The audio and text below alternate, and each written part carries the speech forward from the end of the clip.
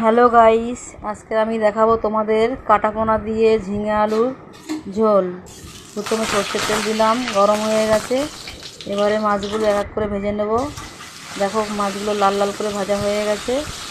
এবার তুলে নেব মাছগুলো।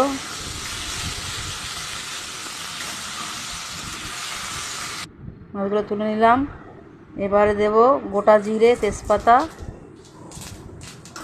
জিরেটা পুড়ে গেছে। এবারে দেব ঝিঙে আলুটা একসঙ্গে দিয়ে দিলাম নেড়ে চেড়ে।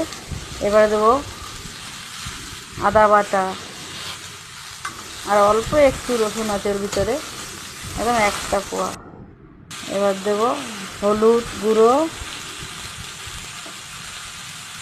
আর এটা হচ্ছে বাটা লঙ্কা, পুরো শিলে বাটা লঙ্কা। আর কিছুই দেবো না মশলা। এবার নুন দিয়ে ভালো করে নেড়ে চেড়ে নিয়ে কষিয়ে, দেখো পুরো কষানো হয়ে গেছে কি সুন্দর।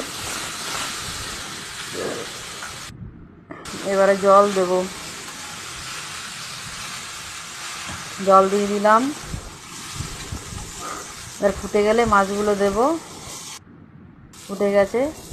এবার সে ভেজে রাখা মাছগুলো সব দিয়ে দেব। মাছগুলো দিয়ে দিলাম। এবারে হালকা যখন ঝোল থাকবে তখন নামিয়ে দিলাম।